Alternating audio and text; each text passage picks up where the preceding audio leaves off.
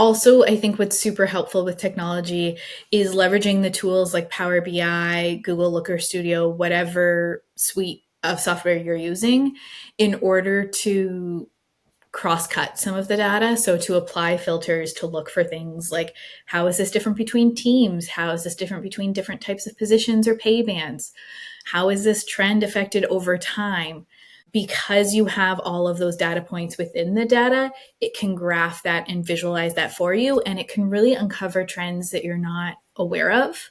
And it can really help you see things in a new light.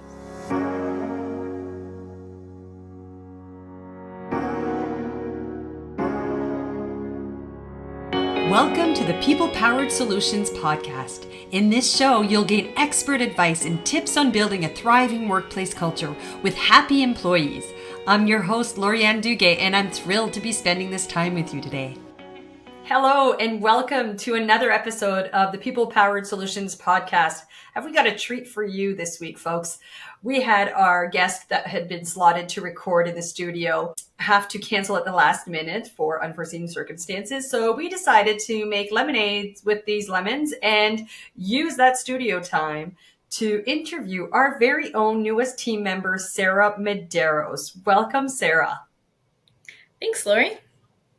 So Sarah and I actually worked together for the larger scale organization I was with for 21 years. And for, I'm pretty sure, a good 8-9 years of those 21 years, we worked alongside each other and worked on a number of initiatives together where we were able to deep dive into engagement surveys and deep dive into leadership development programs for our organization. Lo and behold, when I reached out to Sarah to see what she had been up to in the past few years, we started having a conversation. And when I told her what I had been up to and this newly launched business back then, she said she would be interested to start consulting and to start working on some of the projects because she had felt kind of compelled and leaning towards having an impact on a broader scope of organizations than just the one. So we started working on a few projects through my business, and eventually I've been blessed to have her come on full-time with us and work alongside me as my partner in crime and a workplace culture transformation expert. Sarah, how about you share with our listeners a bit about your history and background and how you got to doing what Sarah's doing now today? Absolutely. So, as you mentioned, we worked at the same large-scale organization. I started there, I think you're right, around 9, almost 10 years ago, probably. And I stayed there because I was fortunate enough to have leaders who believed in me, to have some freedom to move along to different roles. So I had a number of different roles with the organization when I started. I went through kind of general HR. I went through learning development, leadership, performance development, and then I hit a bit of a wall. And that sounds familiar for you? It does. That famous plateau where you feel like there's no longer as much movement as there might have been. Yeah, exactly. When I was starting out, it was exciting. There was movement. I learned a lot. And then I felt like I had maximized my growth there. And when you and I were discussing, you were doing some really exciting work. It was exciting to think about being able to impact different organizations, a variety of different needs. And where I was, I had gotten to the point where, because it was such a large scale organization, everything was really specialized. So I had been the type of person who I had a lot of side of the desk work, as we called it. So I took on a lot of extra projects, which was great because it gave me those growth opportunities to really push myself and expand when I was kind of early on. But the further I went, the less I had time for those passion projects because my full-time job was such a heavy workload. And the more what I was working on, because we were doing it for such a volume of employees, that took so much of your time. And you had to work with other teams who also specialized in what they did. And even if you had leaders who believed in change, who believed in transformation, you had so many stakeholders you had to bring along with you in order to make a difference for the organization that sometimes the transformations felt really slow and you felt roadblocks. Everyone had good intentions, but it still the gears moved so slowly when they were that large. Absolutely, absolutely. And it's one of the reasons that our kind of soft spot, right, is to work with those small to medium enterprises where perhaps there's not quite as many cogs in the wheel in the machine, and that we're able to affect change in a much more kind of progressive way and in an ongoing way. And I agree that when the larger the organization, the more apt there are to be several levels of approval. And again, that has nothing to do with the nature of the organization we were working for. It's really having to do with the scale, right? And you're talking several 100,000 employees strong, right? It's huge, huge, huge as an entire organization. So obviously, we are likely to have a lot more roadblocks to encounter and to contend with when we're trying to develop different programs and different initiatives. So awesome that I'm also hearing and validating some of the content that we cover in the happiness factor, that those lack of growth opportunities is where you started to kind of check out mentally, slowly but surely. And then when you add another need that's not being met, i.e., the loss of those passion projects and not having time to focus on some of those more purposeful projects that filled your cup, that just kind of moved you a little closer to that exit door than had you been able to continuously balance the two, right? Mm-hmm. And it's funny because I feel like that is what kept me in the beginning. That's what retained me there for almost a decade. And the more that changed, the harder it was to see a reason to stay. Absolutely. Well, we are absolutely excited to have you on board with us. We have already been doing some incredible work with a number of our clients. What I find really interesting is when you and I would work alongside each other, we have very different styles from a personality perspective, but we knew early on that it was a beautiful synergy of yin and yang, and what I'm less a fan of, you were more a fan of. There were definitely some places where we were both great champions of certain things. And then there were pieces where maybe I'm not so strong at, and knowing that you were strong at, it just made absolute sense for us to bring you on board.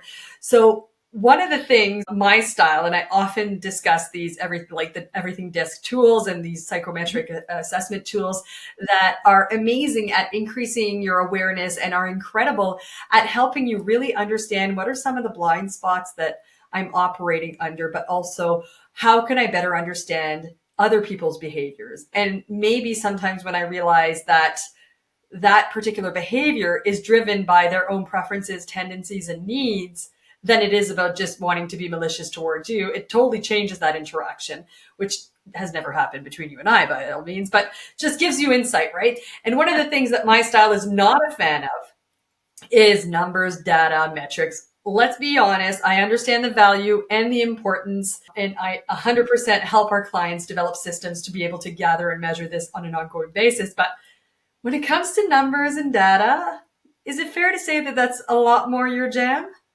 I think that's very fair to say.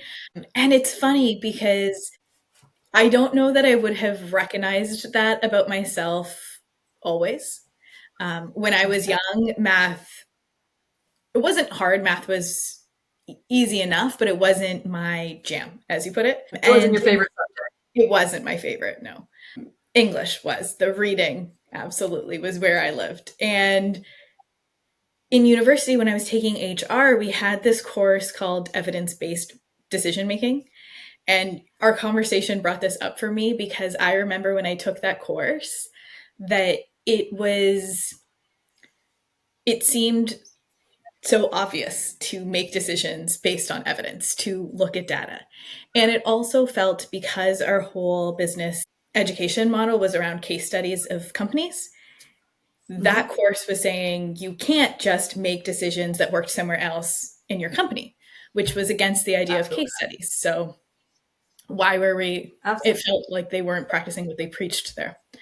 There's a misalignment there. It really felt like that. And it's funny how much that's brought me back around because the case study idea, the examples of what worked somewhere, we use that so much. That storytelling aspect of here's a persona of someone who we might be developing something for, or here is a quote from an engagement survey that really speaks for, in their own words, for multiple employees.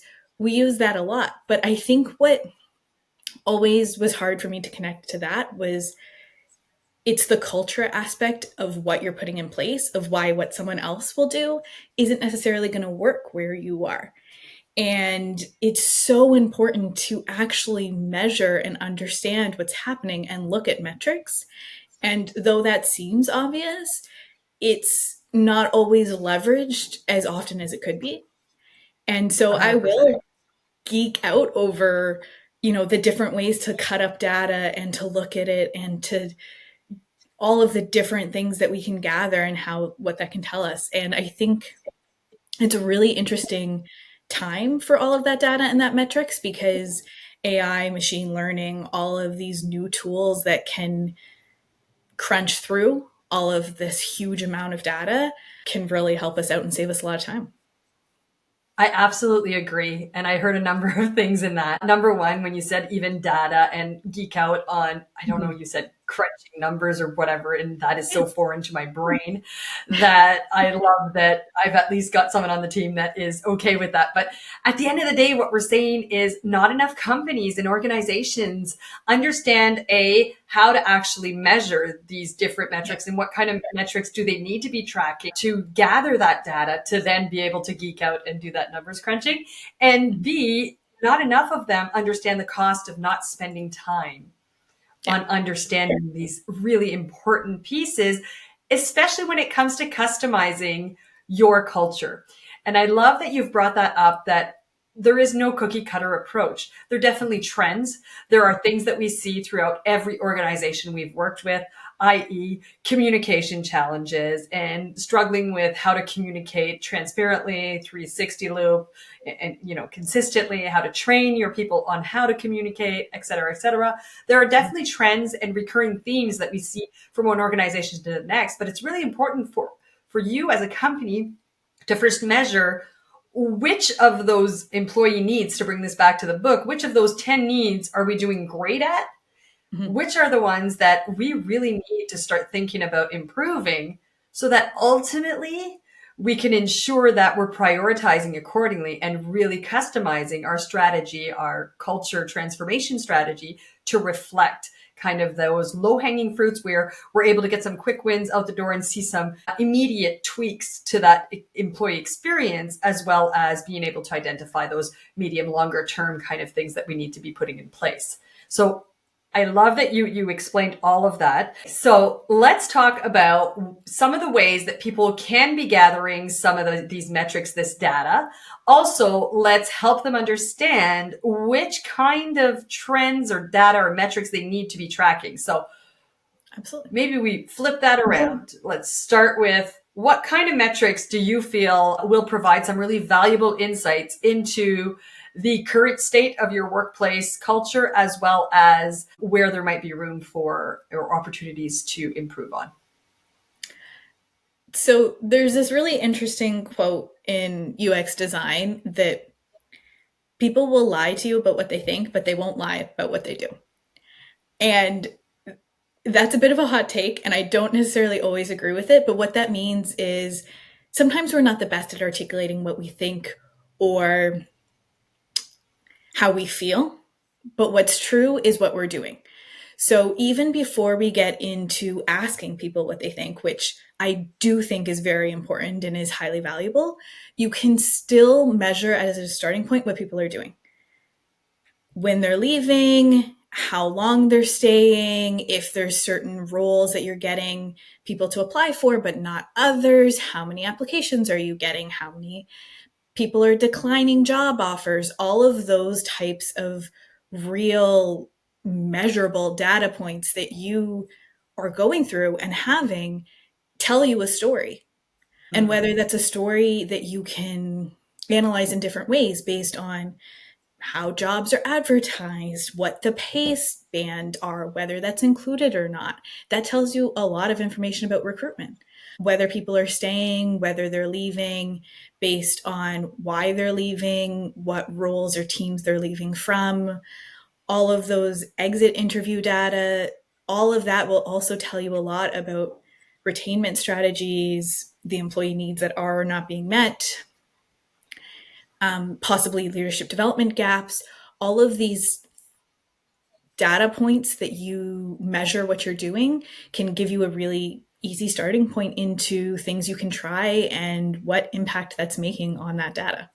And I think that that's one of the key points too, is anything that you're measuring on an ongoing basis like that, you can try something out. And I know, Laura, you've said this before, you've said this in the book, you're a big fan of failing forward. So see if what you're doing is making an impact. Absolutely. And I love what you're saying about perhaps a lot of companies perceive data tracking and metric measuring and all that stuff as incredibly onerous and time consuming. But what I'm hearing is you're already doing a lot of these things. You're already recruiting, you're already onboarding, you're already bringing people into an orientation of sorts, you're training them all the way through to their exit. These things are already happening. People are already flowing through some sort of a journey within your organization. The thing is, you need to stop and think about what are some of the pieces that we're already doing that we can start tracking and measuring. And it's actually not that complicated to think about. We posted a job. How long did it take for us to hit a certain threshold of applications? We posted a job. How many applicants did we get? How many applicants did we get that actually fit the bill and were kind of within that ideal candidate profile? If it wasn't the case, we got, maybe 0 of 30 applications in and of itself doesn't mean that you're doing fabulous at attracting.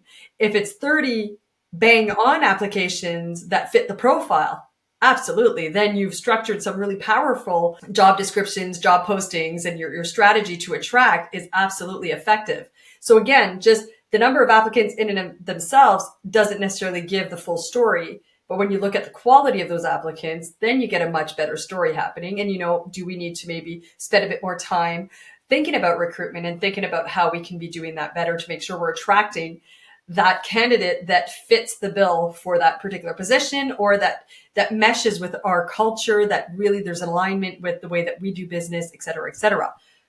Next step that you kind of alluded to is also retention, right? How long are people sticking around? Are they sticking around and are they happy and thriving and performing and producing to the expected standard? Or are they just kind of sitting around and, as I always say, being tenants, occupying realty, but not doing much else? These are things you can be tracking that you're probably already have some insight into. Why are people leaving? That is, for me, it's one of the gold mines when it comes to data. They tend to be the most honest and authentic when they are leaving and have nothing to lose. So they will tell you specifically how they may have been persuaded to stick around, what was missing, what need was not being met, et cetera, et cetera. So definitely all pieces that need to be tracked in data that needs to be tracked. In the beginning, you talked about AI. Can you help people understand a bit about how to leverage and work and use that AI to help expedite, I guess, the analysis of a lot of these metrics and data that they're gathering? Yeah. So, especially in larger organizations or mid-sized organizations where you're getting a lot of data or a lot of responses, it can be hard. It can be very time consuming to read those through one by one. And AI is very good with a very simple prompt around identify top trends in this data. And it will tell you whether you ask for 3 or 5 or whatever that might be. It'll read through that. And it's really good at summarizing large quantities of data for you to save you that time. And I think that as well, it gives you the opportunity to, instead of asking questions that force people into a similar response so that you can measure them against each other. So, multiple choice questions, Likert scales, all of those are still really important. But now you also have the opportunity to have open text comments where people have absolutely the freedom to say anything they want. And you don't necessarily have to read the full length of every single person's response. If you ask AI to summarize it for you, to flag anything that seems like an outlier on one side or another, can do a lot of that analysis for you. That's amazing. It's absolutely incredible. And what it also does, it takes away that intimidation factor that, Mhm. oh my God, we have this crazy amount of data that we've gathered. Let's give an example. You're an organization, we're doing an employee engagement survey. You're maybe just a smaller organization, 50 to 200 employees, but that survey has 75 questions. Of those 75 questions, there's maybe 50% that are open text. That's a lot of data to sift through to try and identify trends and to analyze, compile, and analyze. If you're able to feed it up into these AI databases and request that it does identify those trends, and that's a lot less intimidating. And you can spend more time taking these trends and putting them into action, developing that strategy to improve on that overall experience, to improve on the overall culture. So definitely important to take this information and then do something about it, and to leverage AI to be able to expedite the point where you can start to do something about it, right? Yeah. You talked about Yeah. evidence based. Oh, sorry. Did you want to add something right there? Go ahead. Sorry, I was going to mention. Also, I think what's super helpful with technology is leveraging the tools like Power BI, Google Looker Studio, whatever suite of software you're using, in order to cross cut some of the data. So, to apply filters to look for things like how is this different between teams? How is this different between different types of positions or pay bands? How is this trend affected over time? Because you have all of those data points within the data, it can graph that and visualize that for you. And it can really uncover trends that you're not aware of. And it can really help you see things in a new light. Exactly. And it actually comes back to your initial point of it provides a solution and enables you to really target specific issues that are really impacting your organization. This isn't something that is impacting, I've read an article and this must be happening. Well, we must be contending with that too. And let's just develop an initiative or a strategy to fix it, or a solution, and just project that without actually verifying whether or not it is in fact an issue or a challenge within your organization. It's about really doing a bit of that homework to ensure that you're in fact prioritizing and mobilizing your resources to the right places. In our book, we cover that 3M approach, right? The first one is to map out your current state experience. How is an employee experiencing employment journey within your organization? The second one is measure, Mhm. so that you can figure out what it is, in fact, you need to be prioritizing. The last one being mobilize. So then you can mobilize to effectively mobilize resources towards improving on those areas that had the highest kind of alerts or red flags in the different assessment, I guess, processes or exercises, be it the engagement, be it the exit, be it the stay interview, which has also become extremely popular. I think all of these exercises are crucial to ensuring that you have the information you need to strategically make decisions within when it comes to your people. To that point, I think it's the other piece that we work a lot with organizations has to do with training your leadership team to understand and value this type of data and the exercises to gather these metrics. You were about to say something, so we can let's touch on you first, and then we can go and I, cover I a actually bit think it more about relates really how well. what that would look like. No, I think it relates really well. I was just going to mention that I think that we've talked before about, HR metrics maybe not being leveraged. I think that sometimes in smaller companies where they think they know what's going on, or because HR is so people powered and we care about the individual people behind numbers, that we have a tendency to dismiss things that have to do with metrics or math, or that it's Mhm. not our strong suit and it can seem intimidating, whatever the reason might be. I think that it's doing a disservice to the people that we're trying to help, because I think that the trends really can raise things that you're not aware of.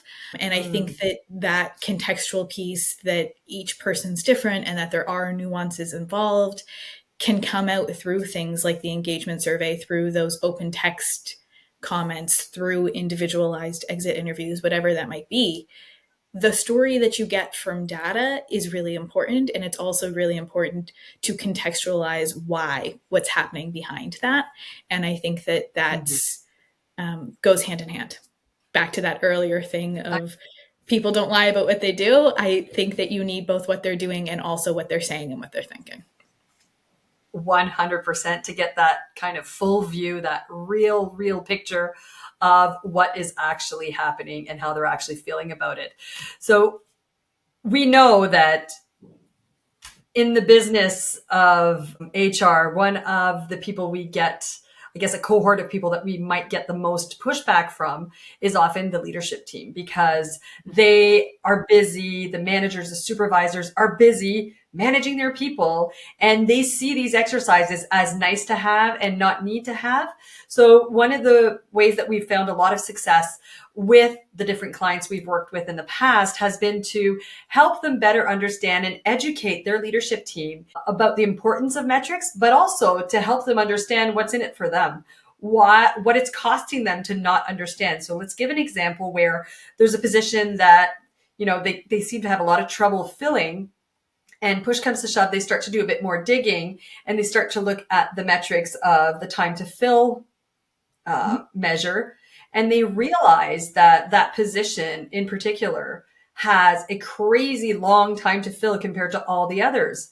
In conversing with that leader, we're able to understand what are some of the challenges that he's encountered, maybe in terms of the quality of candidates we're bringing to the table, the HR team. Perhaps it's on his side where he can't carve out time for interviews because he's so busy with just the regular day-to-day work. But it's through these exercises and this kind of collaboration and education that we're able to help them understand that if we can align on what is your ideal profile, what does that ideal candidate look like? And on the flip side of that, if we can ensure that we are sourcing those types of candidates, then we're going to reduce that time to hire and time to fill metric quite significantly. Sarah, how do you feel about just the importance of talking to leaders? And I know you have a lot with different leadership teams in terms of helping to educate them in the importance of metrics. Have you felt that sometimes there's a bit of a pushback from them initially? Yes, absolutely. And I think part of it is some distrust in why you're measuring things, or feeling like you're maybe getting blamed or caught out by the numbers that, okay, well, my position is taking longer to fill than someone else's because it's harder to fill. It's not my fault kind of feeling behind it sometimes. And I think that comes from the feeling that we might not understand the nuance of their reality. And I think that it helps to reassure them that that's what we're trying to get to, is to understand the reality of what they're going through. And I think the time to fill is a great example, because you start with evidence so that you have that observable fact saying, this is what's going on. Help me understand why. And then you can pinpoint through the recruitment process where you can intervene to improve it. And really, you're trying to make their lives easier. You're trying to improve this for them. And I think it helps to come to that mutual understanding when you're mapping. Is it where we're sourcing? Is it how we're going through the interview process? Is it like where we're attracting people, how we're describing this, whatever to bring lean process into it, wherever that waste is that's increasing that time to fill, that's what we can then target. And I think that it's just that understanding that sometimes when we first originally have those conversations, to open up and understand why that metric for their team or for them is not at the average where their colleagues might be. It's not a blame game. We're not trying to introduce anything like that. We're trying to help them improve it. And there are usually very real reasons why that might be that we can help solve for. Absolutely. And one of the other things that HR teams often contend with is being, I guess, just seen as very transactional. I feel like when you start to educate and you start to help your leadership team understand the value of tracking these metrics, and you're working alongside them to kind of dig a bit deeper and figure out what the root causes for maybe lower or too high metrics might be, that also starts to position your HR department as a strategic partner, which in our opinion, in our, just our vision is 100% how it needs to be. They are a strategic partner to work alongside the business to help create the people processes required to help the business owners and the leaders achieve their own organizational objectives, right? Absolutely. And I think We that's a really heard a good number.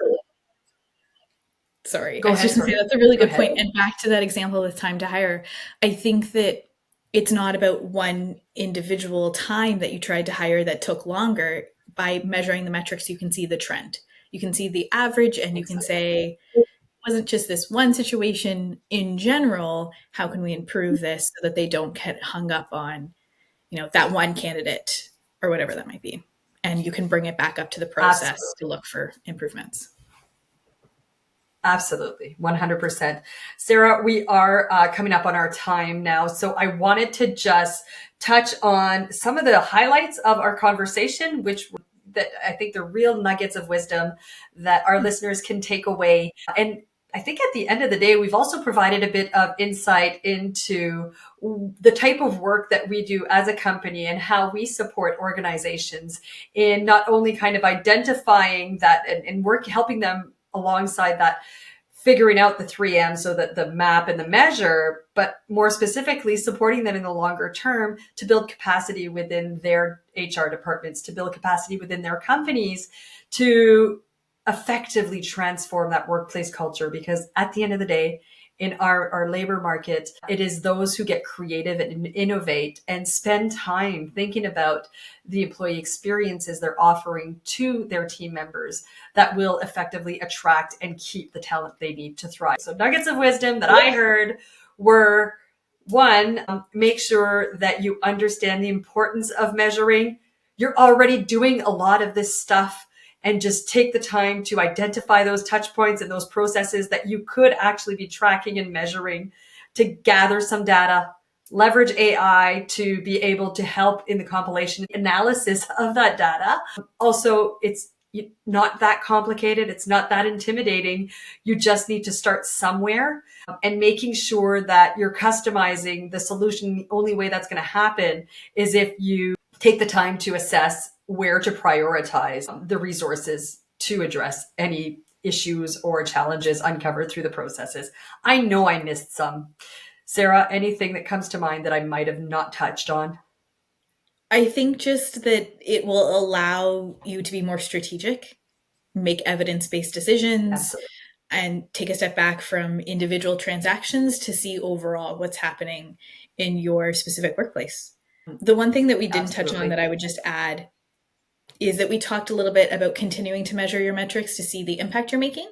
And I would say that some transformations take longer than others. And so, really coming up with a plan of when you expect to see some of that impact is important as far as the mobilize step of the map, measure, and mobilize. I agree. I absolutely agree. And one of the ways to kind of embed it into the culture that we've seen a lot of success with clients is to build dashboards where these metrics are updated regularly, and they're at the forefront of most decision making within the organization. They see these numbers on a monthly basis. They're reviewed with the leadership team on a monthly basis. That's another nugget we didn't talk about. Well, we talked about, but we didn't highlight, is just the importance of educating the leadership team and helping them understand the importance, but also how to keep their eyes on it to continuously measure. Yeah. One of the things you say in the book that really resonated with me, I think it was a quote: what gets measured gets managed.